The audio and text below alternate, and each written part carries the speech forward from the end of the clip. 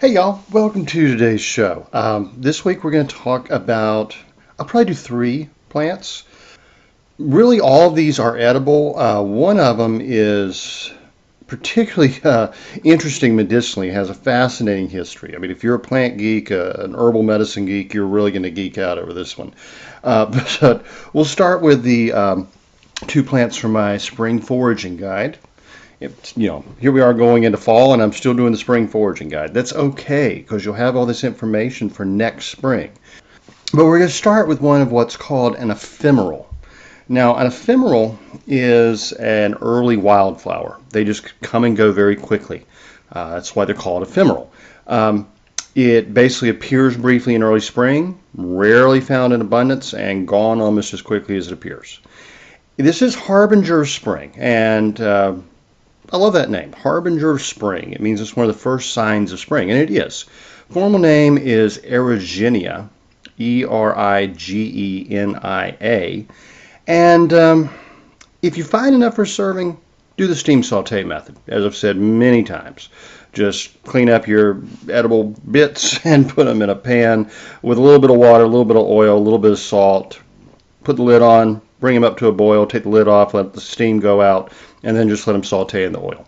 Easy as can be, right? Same way I do asparagus and so many things. This plant has small tuberous roots, and that's what you're going to be using on this. Now, like I said, you're probably not going to find a lot of this in abundance. You never want to over harvest any plant, but if you find enough to make a meal, stretch it out. Let's do a casserole. I think it's the easiest way we can do that. And so we're probably going to mix this with other shoots that we would cook like asparagus. So you've got the tuberous roots of the Harbinger of spring, and you might have anything from asparagus to Solomon seal, false Solomon seal, twist, Indian cucumber. So many that we've discussed so far in this show. So many of them really good to eat. Touch-me-not shoots. That's one I don't know that we haven't gotten to that one yet. That's a really good one. Again, much like asparagus. So let's say you got about a half cup to a cup of Harbinger of spring tubers. Stretch it out with anything that's asparagus-like or other spring vegetable that you like, whether it's found in the book, it's in the book and you found it in the wild, I guess. Fiddlehead ferns, or so many different things. Or something you got from the store, early spring greens, definitely, or spinach, whether you got some lamb quarters and sorrel and different things, or if you just got some spinach from the store, just fine. Anything, maybe nothing too bitter and peppery, just something kind of mild. And we've talked about a lot of good mild greens that you could definitely put in there: burdock, dandelion. Chicory green. We'd go on down the list, but we've done a lot of them, so you probably know them by now as well as I do, hopefully. Definitely optional other veggies for flavor. And it really depends on how much you have of what is in the wild. If you had some frozen peas in your freezer, definitely grab those. Chopped carrots would be nice. Anything kind of sweet and kind of round out those maybe more bitter greens. Is kind of what I'm thinking along those lines. Onion or other allium chopped fine. These are coming in the same time as the ramps, so I'm going to grab the ramps. But celery, mushrooms, typical casserole type stuff. Some chopped nuts are really nice. Pecans, hickory nuts, almonds. Totally optional, but I always think it's really nice on a vegetable casserole. Gives you a little texture, gives you a little more protein. You use a little chicken stock or broth. Of course, you could use any stock or broth you wanted, whether even if it was a vegetable stock or broth, but something, better than just plain water. So good old chicken stock. A little flour and butter, enough of each to make a roux. So we're usually talking 1 to 2 tablespoons of each, equal parts. Milk, or you could use half and half, doesn't matter to me. Mayonnaise, whether you make it fresh like I would, or you get store-bought mayonnaise. It's up to you. I like, if I'm going to get store-bought mayonnaise, I'm from North Carolina. I'm by Duke's. Duke's is my favorite. The cheese, definitely up to you. Your choice. I think cheddar is classic, especially if you use the nuts. Blue cheese with nuts, Swiss with nuts. Any of that's going to, it's great. Parmesan, it's really up to your taste. Just do a medium hard to a hard cheese. I wouldn't go with like a real soft cheese, like cream cheese. But maybe you could. It may not be half bad. Some breadcrumbs. Again, don't buy breadcrumbs. Just use bread. Stale bread. Grate it up. It's good stuff. Herbs are your choice. Whatever you got coming in that you think would taste good in there. Maybe a half glass of white wine. And a dash of Worcestershire sauce, hot sauce, whatever you like. Totally optional. And as always, salt and pepper to taste. And again, that's really going to come down to, not only your own personal taste, but how many fresh vegetables you use. The more you use, the more salt you're going to need. And how salty is your mayonnaise. If you made fresh mayonnaise at home, may not have much salt, if any, in it at all, right? But if you got store-bought off-the-shelf mayonnaise, especially the so-called salad dressing types of mayonnaise, they got some serious salt in there, and a little vinegar, balances it out, and they put some sugar in there too. If those are flavors you like, if you want a little, I always put a little vinegar and a little mustard in my mayonnaise. That's just me. So the vinegar is going to be in there for me. It's, not entirely essential if you're making your own. I never put sugar in it. So. But again, it's up to your taste. If I've got sweet peas and sweet carrots, I'm not going to add any sugar at all. In fact, I wouldn't add any sugar anyway. Lettuce, actually chopped up, cooked with the peas and carrots, really nice in this type of a dish. And it brings out some of those natural sweetness. But if you're making this and you got kids and you think, maybe you want a little sugar in there, don't go overboard. This is going to be a savory dish. But yeah, I understand. Some people like kind of balance your more bitter vegetables with a little bit of sugar. Nothing wrong with that at all. I'm not going to judge you for it. So this is just like every other casserole that I've mentioned, but we're really going to try to stretch out the Harbinger spring tubers. Maybe a handful of milkweed shoots. That would be really good. Anyway, basic recipe. For any time, you only have like a one side dish amount of wild vegetables, but you need to make more food from it, whether a few meals for yourself or to feed a family and multiple people, whatever. This is a really good old-fashioned necessity type of casserole. You can use anything from your garden. You can use any can of frozen vegetables. Just start by cooking the tubers and just scrub them up, clean them up. If they're never really big enough to maybe cut them in half. They're not that big. With some your alliums, whatever you got, onions, ramps, whatever you're using, garlic, if that's whatever you're using, your mushrooms, and any of your tougher vegetables. And you're going to have to go by texture. Bite into something, see how tough it is. So go ahead and saute those in some fat and salt. Once tender, toss in any of the leaf vegetables and anything more soft you got with it. Like you're going to cook your carrots, so they're soft. But maybe if you're adding a little bit of the lettuce, like I said, or some fresh dandelion greens, put them at the end. You don't want them to get too, overcooked, mushy. You want them to kind of hold that integrity. Just going to wilt them. When soft, Either push all the veggies to the sides of the pans so you have a nice clean spot in the middle, or use another pan.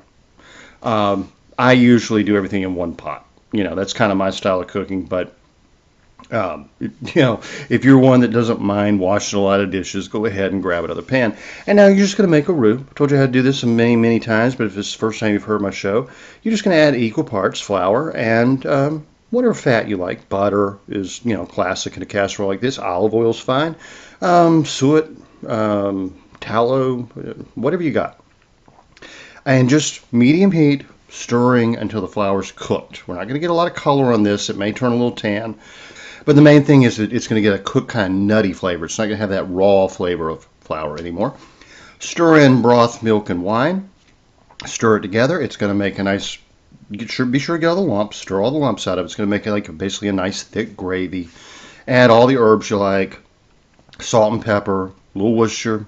Grated nutmeg would definitely work well on this. This is one I would put a little nutmeg in. Crushed red pepper for my taste, absolutely. Creole seasoning, if I grab the can Tony Chachere's, yeah, I'll put a dash of that in there. I love that stuff. But it's whatever you like. You make it the way you like. So taste it and adjust the seasonings. If it tastes good, just remember it's going to evaporate down a little bit. Flavors are going to get stronger as the water evaporates out of it. So don't, go overboard with the salt. Remove from heat. Then stir in your mayo, maybe about a half cup. Mix in your cooked veggies, pour into a casserole dish, cover the top with grated cheese and breadcrumbs, bake until brown and bubbly. You may notice I omitted the nuts, and that's because basically I like to cook my casserole through because the nuts burn really easily. So here's what I'm going to do.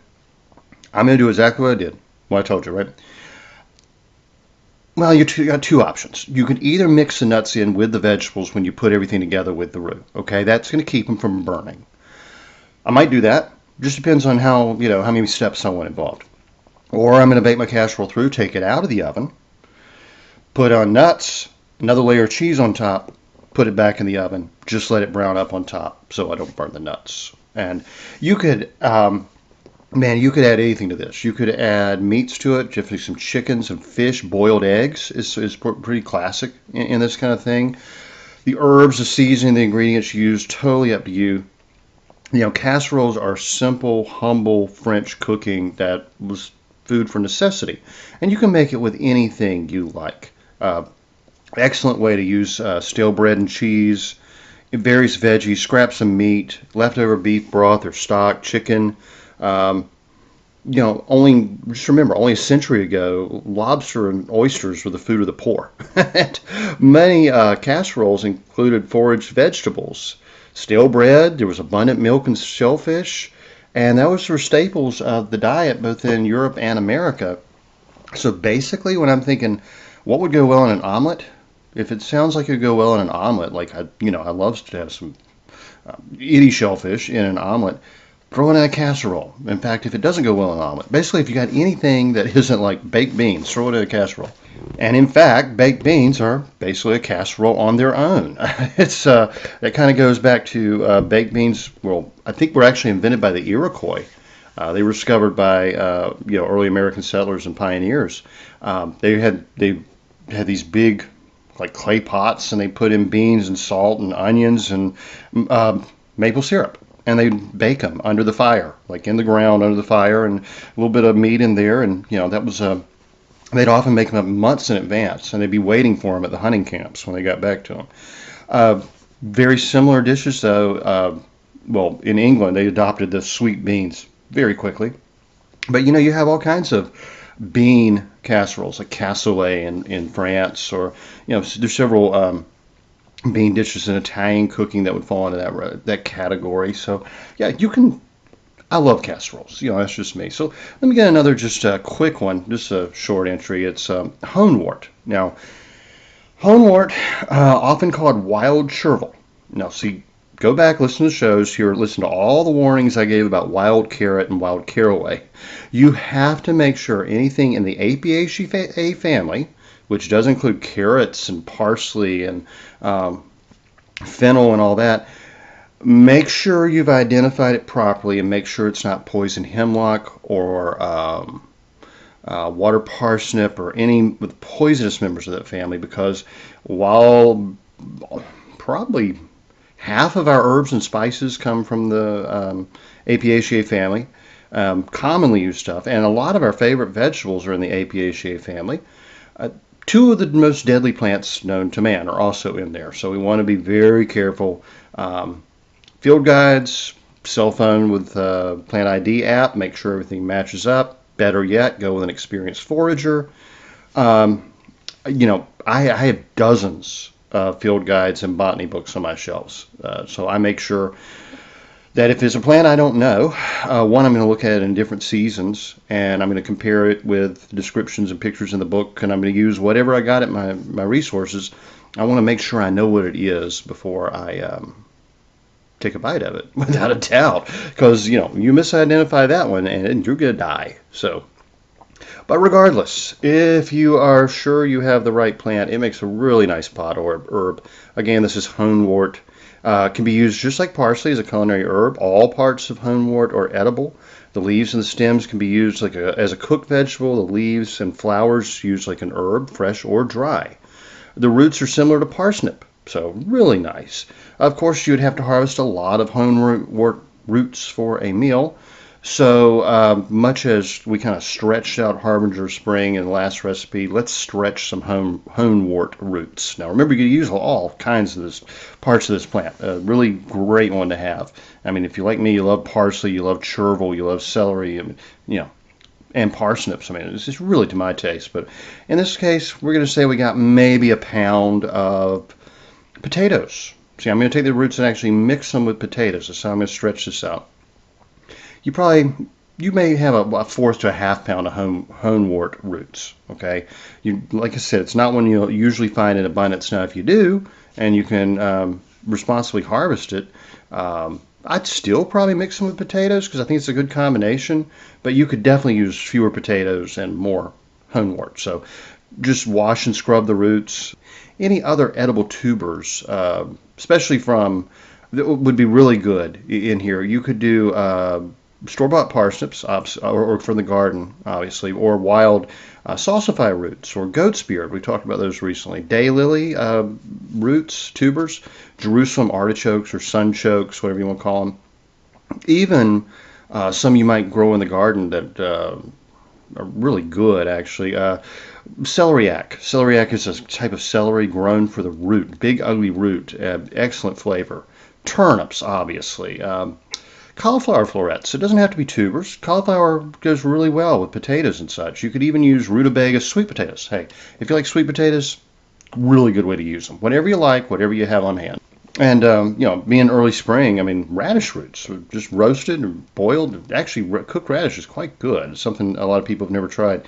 So anyway, salt and pepper to taste, butter and milk, optional mayonnaise, optional herbs like parsley, caraway, fennel. Now, I never peel potatoes. I just cut off any bad spots. Slice my potatoes into thick chunks. Boil all the roots/tubers together until tender and mash. We're basically doing a really interesting, flavorful type of mashed potato, including Honewort roots and maybe parsnips or whatever else you might have, right? Mash them up, add a pound of butter, whip in a half cup milk, add herbs. Now, of course, chives are really good, parsley, anything you like in your mashed potatoes, a little garlic. In fact, I would usually take a few cloves of garlic and boil them with the potatoes. And then just, when they're cooked, just pull the skins off and mash them together with the potatoes. Fantastic. Add a little mayo and a little grated cheese to add flavor, and top with some good brown gravy made from meat, onions, mushrooms, stock, or broth. And I've given you instructions on making gravy many, many times. So I love mashed potatoes and gravy. I could basically live off mashed potatoes and gravy, especially if I've got some meat and mushrooms and plenty of onions. This is a really good way to add an interesting flavor and some on the texture, but more just interesting flavors to mashed potatoes. Start experimenting with different tubers or root vegetables. Like I said, whether in the wild, from the store, or from your garden. mixing them with mashed potatoes, and you'll probably find some combinations that you and your family are just going to go crazy over. And it's always nice, to have your like signature mashed potato dish. It's different from everybody else's. I mean, I have one that I make almost exclusively with Yukon Gold potatoes. May mix something else in there, but I do exactly what I just told you, except I also add in tons of grated Swiss cheese and cover it with bacon. It's really pretty, and, oh yeah, really good. Sometimes some blue cheese as well, and absolutely delicious. Parmesan's great in there. There's no such thing as a bad cheese in my opinion. So now, before we move on to our medicinal herb of the week, which is also an edible, and it comes from my book, Weeds and Grasses, Medicinal Weeds and Grasses of the American South, I want to tell you again about Magic Mind. I've mentioned this product several times. I really like it. It is a combination of mainly adaptogenic herbs, some great mushrooms that are really good for the immune system and the brain, some turmeric, and oh gosh, what else in there? There's B vitamins and a little matcha green tea. It's designed to help with immunity and mental clarity. It contains ashwagandha, one of probably my favorite adaptogen actually, turmeric, lion's mane mushroom, wow, so many different things actually. And I've given you the full ingredients before. Next show I'll try to remember to give you the full rundown once again. But what's really neat about this product is it comes in a little, I guess it's a 2-ounce shot bottle. And you take it, I usually have it in the morning. I just, swallow it down. It's got a really nice flavor, a little bit like pineapple or grapefruit juice, kind of citrusy. As I've told you, I believe it helped me recover from some pretty bad viruses that I've encountered in the past few years, as most of us have. And it helps give me, mental clarity when I need to do something like a podcast where I have to have a lot of information at hand. They're offering my listeners a discount. You'll see the code in the show notes. It is 20% off a one-time purchase, or 48%, up to 48% off if you choose a subscription. They will send you a package of it once a month. Free shipping. It's 15 bottles. If you have them once a day, that'd be half a month's worth, but you can easily stretch them to 30 days. That's what I do. When you use the promo code, if you've got the subscription, it's actually less than $3 a bottle. So really not a bad deal at all for such a quality herbal product. Easy to cancel anytime. Just shows up at your doorstep as long as you want to keep using it. And if not, just cancel your subscription. So I got a question from a listener just last week, somebody in grad school trying to get through a PhD. Are there any good herbal products that can help me concentrate and help with memory and all this and help me get through it? I'm having a hard time. And I said, yeah, here's my promo code. If you want to check it out, Magic Mind, magicmind.com. The promo code is JudsonCarroll20. So I will put that in the show notes, so you can just click on it and tell me if you like it. Give it a try for a few weeks. Send me an email if you found the product useful. I have, and it's actually a product I really like, and I feel good about sharing it with my listeners. So now let's get on to our medicinal plant. And this one is so common, and it's Smilax or greenbrier. Now, I told you this is both medicinal and edible. Well, the Smilax family is actually very edible. Those nasty briars that we fight every year trying to cut them out of our bushes and keep them out of our yards, actually very good wild edible. If you see greenbrier, catbrier, sawbrier, so many different names for these. Carrion flower is an interesting one that grows where I live. The flower actually stinks like rotting meat. So you would never look at that and think of an edible, right? But actually the plant is quite edible and quite good for you. And the other thing you'll notice as you start going through these names, common names also often wild sarsaparilla. Now, you may remember sarsaparilla from old cowboy movies, right? A sarsaparilla is really one of those legendary New World herbs that became so popular that fortunes were made exporting the herb, and stories telling its almost like magical powers to increase health and vitality became part of folklore. In the Old West, a cowboy or gunfighter could walk into a rough saloon full of gamblers, prostitutes, thieves, brawlers, and order a sarsaparilla without raising an eyebrow. Nobody was going to question his masculinity or toughness because sarsaparilla is an adaptogen. Like ginseng, it's reputed to increase sexual potency and testosterone. So rather than being a soft drink, the exhausted, trail-worn cowboy may have just been gearing up for a night of revelry. That sarsaparilla beverage that was so popular in early America often contained no official sarsaparilla at all. This herb, actual sarsaparilla, is traditionally used for a wide variety of ailments and originates in South America and parts of Mexico.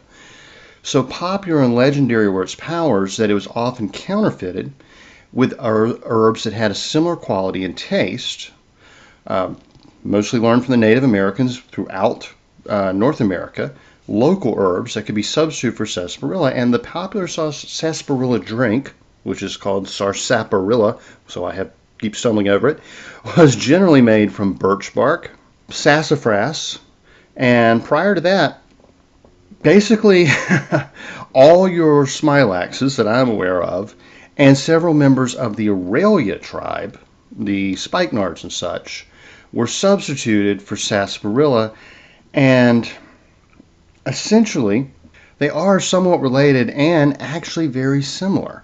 A lot of our common green briars do actually have adaptogenic properties. So, although true sarsaparilla, which is Smilax ornata, you notice it is actually a Smilax, just like greenbrier, different from Aurelia, but like I said, kind of similar. It's believed to be the most potent member of the family. Most, if not all, Smilax can be used similarly, and this does include common greenbrier, capbrier, carrion flower, etc., etc., etc. The ones that just drive gardeners and landscapers crazy. And very few things worse when you're like hiking on a dark trail and the sun's gone down and you walk straight into a briars and they just tear you up. I mean, nobody likes briars, but if you realize these are actually valuable adaptogenic herbs and edible, well, I think we can kind of get a new respect for them. I mean, really, even if, say, capbrier isn't as potent, anywhere near as potent as true sarsaparilla, still going to be a valuable herb, and we'll get into that in a minute. And, of course, all the adaptogens are, all the Aurelias are adaptogens. They're thorny like briars and often confused. So, in fact, several members of the Aurelia family are called, just like the Smilax family, wild sarsaparilla or bristly sarsaparilla, yet Aurelia is more closely related to ginseng. This confusion is why it has often been hard to prove the medicinal uses of such plants, because what one person was calling sarsaparilla was not what another person was calling sarsaparilla. And then you might have had a sarsaparilla soda, a root beer, usually a hard root beer, that didn't actually have any sarsaparilla in it and might have been sassafras. So, it's really, you go back through the old books, they can be very contradictory. So, we'll just start with, I'm not even going to try to figure out which sarsaparilla they're talking about because they don't give a Latin name on this one. We'll go with medicinal use of greenbrier. The root is diuretic. It is used in the treatment of dropsy and urinary complaints. A tea made from the root is help in expelling afterbirth. Reports that the roots contain the hormone testosterone have not been confirmed. They may contain steroid precursors, however. Now, when I worked in a health food store in the 90s, the bodybuilders would come in and they wanted sarsaparilla. And it was believed at that time it would increase testosterone. That's been believed since the Old West. Never been proven in a lab. As Plants for the Future said, it may be steroid precursors. But considering these guys were willing to lay out $40, $50 for just some sarsaparilla capsules, we might want to take a look at that greenbrier a little more closely. It probably does have some serious adaptogenic qualities. That's one thing adaptogens tend to do is stimulate the production of hormones. So the stem prickles have been rubbed on the skin as a counter-irritant to relieve localized pain, muscle cramps, and twitching. That's not a pleasant way to relieve pain or muscle cramps, to prick yourself with thorns, but it actually does kind of work if you have no other alternative. Stinging nettles are often used for that purpose. A tea made from the leaves and stems has been used as a general tonic, and in the treatment of rheumatism and stomach problems, the wilted leaves are applied as a poultice to boils. Under medicinal use of cat flower, of cat greenbrier, we basically have the exact same description, just in a different order. They start with using the stem prickles to rub on the skin, and then the tea made used for treatment of rheumatism and stomach problems, wilted leaves applied as poultice to boils, and again, about may contain testosterone or help promote it. Medicinal use of carrion flower is a little bit different. It says eating the fruit is said to be effective in treating hoarseness. The parched and powdered leaves have been used as a dressing on burns. The wilted leaves have been used as a dressing on boils. The root is analgesic. A decoction has been used in the treatment of back pain, stomach complaints, lung disorders, and kidney problems. So you can see that they differentiate between those three, and then one they were a little vague on. Now, the physician's desk reference to herbal medicine, which is actually what a doctor would turn to, lists sarsaparilla as Smilax species. So they're basically saying all Smilax is interchangeable with sarsaparilla. Let me give you a rundown of some of the commonly grown Smilax around here. Smilax bona nox, bullbriar, Smilax glauca, catbriar, Smilax herbaceae, carrion flower, Smilax rotundifolia. That's what we just usually call brambles, or bullbriar as well.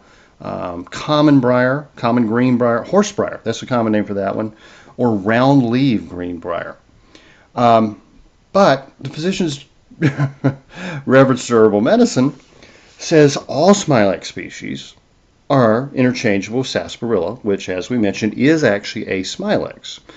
But then they also get into aralias that are called sarsaparilla. So I'm going back to Plants for Future real quick. We'll just look at two of those aralias that are often called wild sarsaparilla. The first is bristly sarsaparilla. Tea made from the leaves is diaphoretic, means it helps with a fever. Root is alterative and tonic. Infusion of the bark has been used in the treatment of heart disease. The bark, and especially the root bark, is diuretic and tonic. Medicinal use of wild sarsaparilla. Wild sarsaparilla is a sweet, pungent, tonic herb that acts as an alterative. It has a wide range of traditional uses among North American Indians and was one time used as a substitute for the tropical medicinal herb sarsaparilla. The root is alterative, diaphoretic, diuretic, pectoral, means good for the lungs and chest usually, and sometimes the heart would be included in that, and stimulant.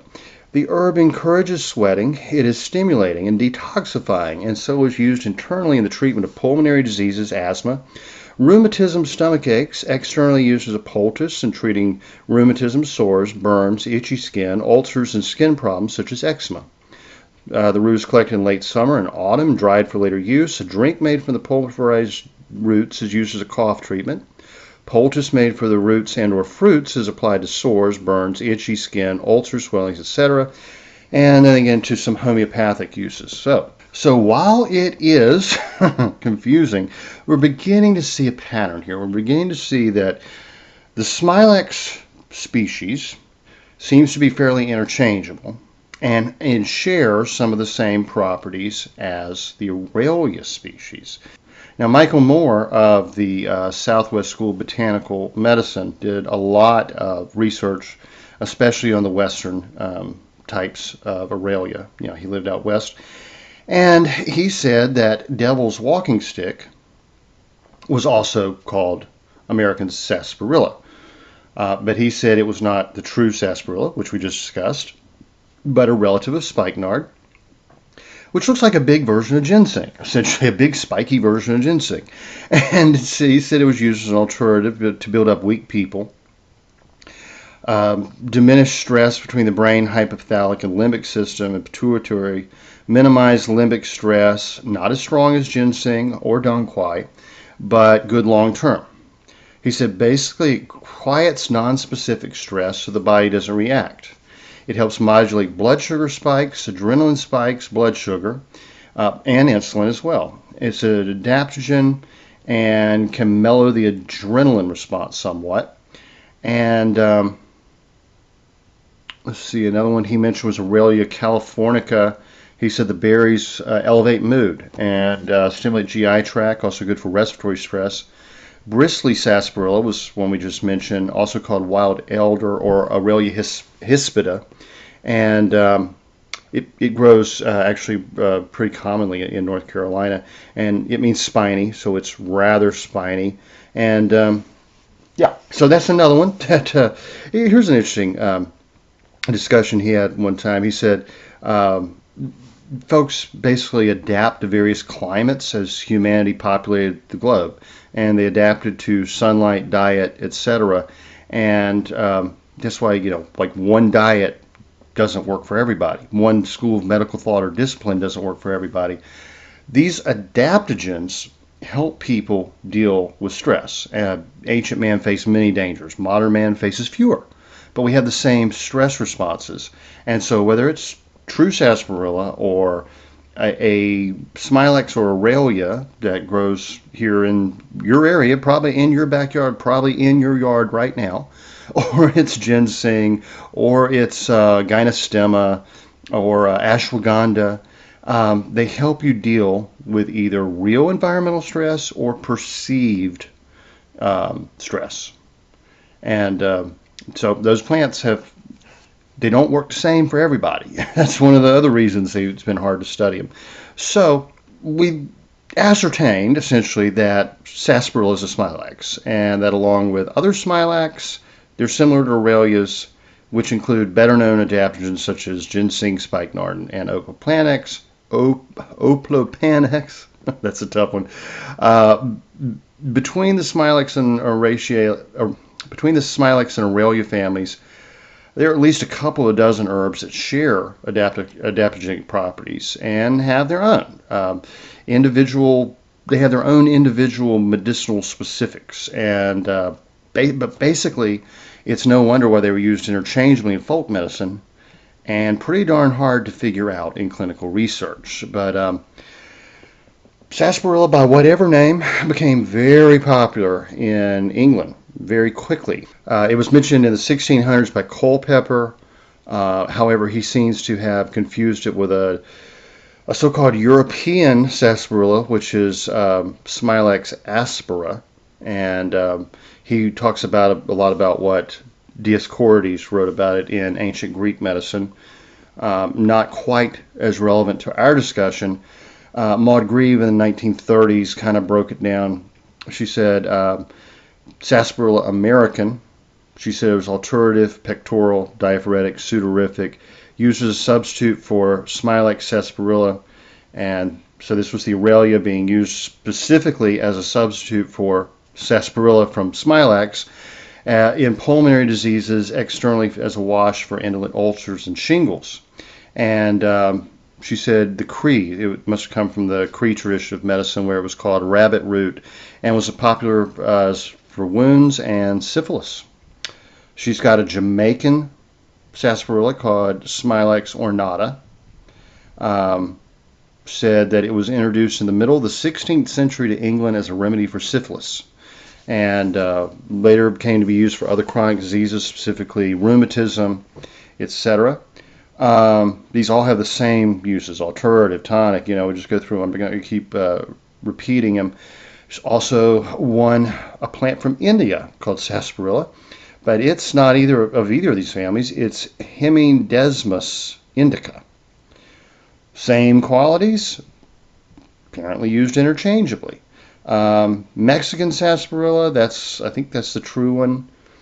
Compounding the conclusion over these herbs is that the term adaptogen was virtually unknown until recent decades. Soviet government put in a strong emphasis on research into Russian herbal medicine, and it was only through their promotion of Siberian ginseng that the concept of herbs that would help one adapt to environmental, immune, and emotional stress came to be understood.